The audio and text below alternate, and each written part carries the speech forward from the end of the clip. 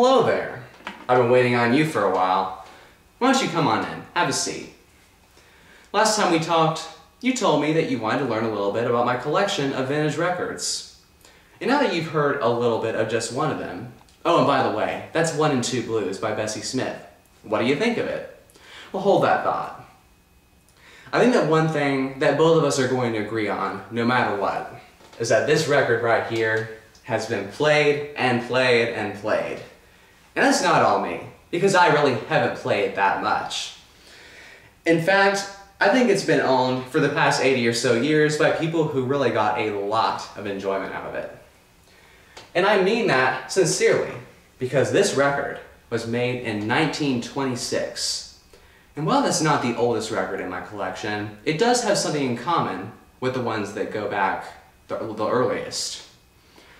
And that is about 10 inches in diameter, and it plays at a speed of about 78 revolutions per minute. Now these 78, as they're called, maybe is kind of unfamiliar to you, because you're probably more familiar with the more modern 45s and LPs. Well, that's one reason why I like to talk to you about them today, because I think it's important for anyone who has any knowledge about music at all to have some knowledge about the origins of recording technology. And in order to help you understand that more easily, I'm going to start by talking about the history of the recording medium, the physical discs themselves. But then I'm going to talk about something that I think is even more interesting, the history of the music that was recorded on them. Finally, I'm going to talk about the people who collect them, and the possibility that you might want to collect some yourself and keep them for your own enjoyment. Now, as I said, I'm going to begin by talking about the history of the recording medium. But you may be surprised to know that these records did not start out as discs. Instead, they started out as cylinders. According to the website of David Morton, The History of Recording Technology, the great inventor Thomas Edison is credited with creating some version of the phonograph between 1877 and 1878. But as I said, this phonograph did not play discs, but small cylinders covered with tin foil. Pretty soon, Edison started getting competition, and one of the most important competitors was a man named Emil Berliner, and he created a device called the gramophone. That played discs that were similar to these, and the good thing about them was that they could be mass-produced. Quickly, companies started catching on to this, and they started making records of their own. According to the website of the Wolverine Antique Music Society, these records were made of a material called shellac, which was a mixture of natural insect resin and fillers. The process for making them largely stayed the same throughout the early 20th century. This process was called the acoustical process because it used a large horn, like you've probably seen in the movies. And at the end of it would be a stylus. As a person would sing into that horn, the stylus would actually record the music into the disc. But according to David Morton, 1925 brought a new way of making records called the electrical process. This used a system of microphones and amplifiers more similar to what we have today. This way of making records stayed popular until the 1950s and 60s when, unfortunately for the 78s, they were largely replaced by the modern 45s and LPs. And you probably recognize the 50s and 60s as an era of momentous change in music, the era of rock and roll. But that doesn't mean that the 78s didn't have important music on them. And I would love to tell you about every single recording artist that was on 78, but I'm only going to tell you about a few of them. One of these recording pioneers was a man named George W. Johnson. According to a 2011 article by Tim Brooks, Johnson was an African-American singer and whistler. Because of his race, he was often exploited, and he had to work for long hours, often recording songs that appealed to the racial prejudice of the time. But without these records, we would probably know nothing about him. What we know today as jazz also had its start during this time. According to the Library of Congress, the very first group to record jazz was the original Dixieland Jazz Band. While I don't have a copy of their original 1917 recording, I do have this, which is one of the records for 1921. And even though I don't have time to play this for you today, if I did, you would feel like you were going back in time, because when listening to this, like with Bessie Smith's record, it's just amazing to hear how much music has changed. But instead of going back in time, I'm going to go forward. And I'm going to talk about what I call the electrical era up to mid-century. Now what I mean by electrical era is the time after 1925 when record producers were using the electrical process.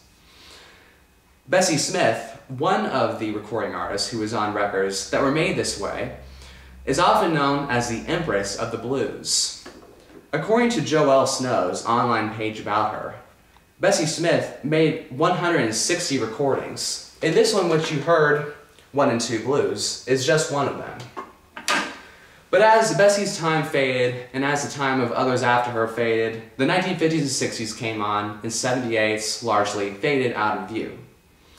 But still, some very important, relevant music was made during these last few years of the 78's heyday. Elvis Presley, who's mostly known for his 45s, actually released some records on 78. And according to a 2013 article by Market Street Media, these are often even more sought after than his 45s. And you may be even more surprised to find out that the Beatles recorded some on 78. These records were actually released in India. And according to a 2011 article by Goldmine, much like Elvis's records, these are often the most valuable and sought after. Now, hearing about all of these valuable and rare records, you're probably wondering, is it worth trying to find these? I mean, is it worth collecting them and keeping them and maybe even selling some? Well, I'm not going to answer that question for you. But I am going to inform you about collecting them, as well as some potential ways that you might decide to keep them and maintain them. Now, people collect 78s for different reasons. Some for investment, others for sentimental value. Regardless, they appreciate them for some reason, and that is their justification for buying them, keeping them, and maybe they sometimes decide to sell them. But if they do consider their monetary value, it's important for them to recognize that not every record is worth $1 million. While some of them may be rare treasures, it's not likely that you're going to find one, and someone may not recognize the actual value of it anyway. For that reason, you can often find them very cheap. In fact, every single 78 that I have was actually bought from a thrift store. And if you do find some 78s of your own, even though they're antiques, they're actually quite easy to take care of. I've been successful cleaning them with just tap water and a soft cloth, but don't consider me to be an authority on that. Do your own research and find what you think is best for you. But it's even more important to store them in a dry place out of direct sunlight. And if you can, store them upright. I use these binder-like containers so that I can store them upright so that they're not resting on top of each other. But I think the most important thing of all is that you have fun with these records. After all, they were made for entertainment. And before the era of radio, this was how people got their music. In my case, I shared them with my grandparents.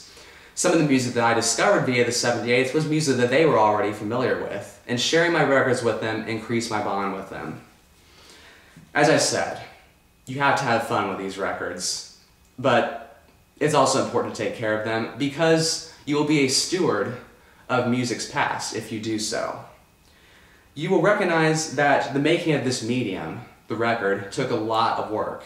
And you may also recognize that the making of the music on these records may have even taken more work. If you collect them and keep them, then you'll probably go to appreciate them more, and you may inspire others to do quite the same. Well, I know I've taken up your time, but I hope you learned something from me today. I'm just going to let you go about your business, and I'll let you hear the rest of this.